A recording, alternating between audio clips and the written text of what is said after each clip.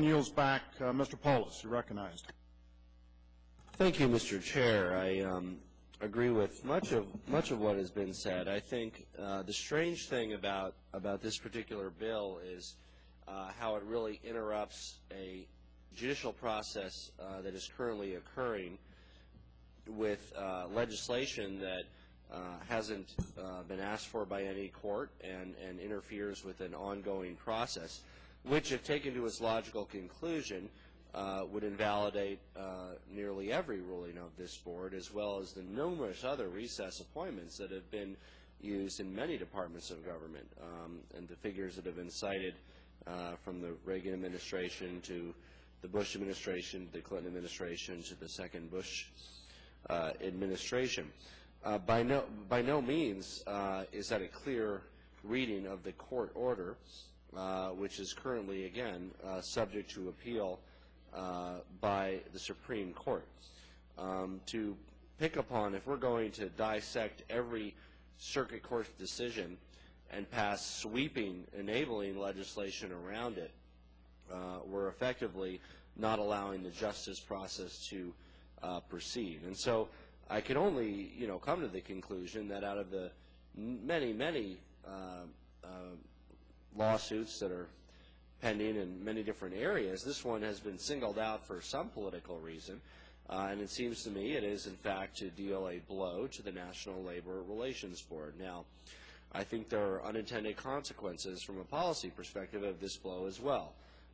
Not only is it in my opinion, mean-spirited assault on organized labor, it also provides greater uncertainty for businesses.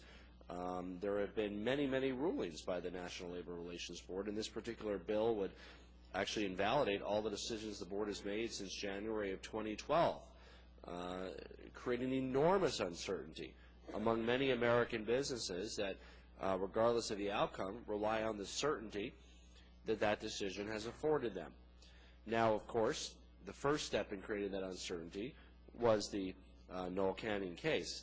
But rather than allow it to play out and see whether, in fact, the Supreme Court sustains or invalidates that, and if they do, what they do with regard to the historical decisions, we are, and the majority is in this case, trying to inject the maximum amount of uncertainty, into this process, almost deliberately and willfully, contrary to the interests of American businesses, contrary to the interests of American workers, simply because perhaps there are some in this body who don't like some of the appointees or perhaps don't like the board. So I wish that rather than talking about it in this strange context, very peculiar assumption of what is normally judicial prerogative, if there's a debate to be had about NLRB, we should have that. Bring in representatives from businesses, from labor organizations, from folks who study what works and what doesn't work, hear from workers across the country. Let's talk about, from a policy perspective, how to balance the interests of labor and business, how to make sure that workers can be represented, what the role of the board should be. That's a discussion we're avoiding by instead inserting ourselves into a judicial process and inserting the maximum amount of instability to the detriment of workers and American businesses. So there's plenty of opportunities for this committee to do more legitimate work and figure out how to improve the ability of workers to organize. There are many great ideas in the in the Employee Free Choice Act, and some of those, like timelines for responses from NLRB, can be incorporated into reform legislation. But somehow pretending like there is a judicial prerogative to act when in fact there is a case pending before the Supreme Court and no contemplation of as broad sweeping a solution as what is being addressed here in terms of invalidating prior decisions is simply uncalled for. So I plan to oppose this legislation, and I hope that my colleagues' common sense prevails and we wait for this to go through the process, and if the courts send us something to deal with, then we will deal with it.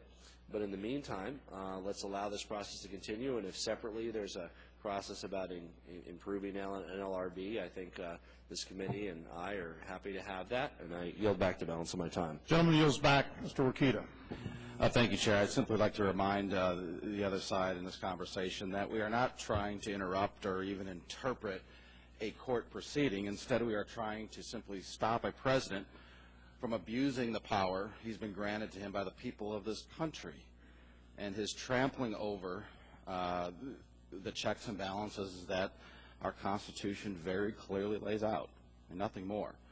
Furthermore, I'd remind the other side that the other recess appointments made under different presidents, and it's been said several times already, but apparently it bears repeating, appointments made by other presidents of both political parties were appointments made, in fact, when both houses were in recess, and that wasn't the case with Mr. Obama's illegal actions here, and that's what the court decided. I'd like to yield the balance of my time to Representative Rowe from Tennessee.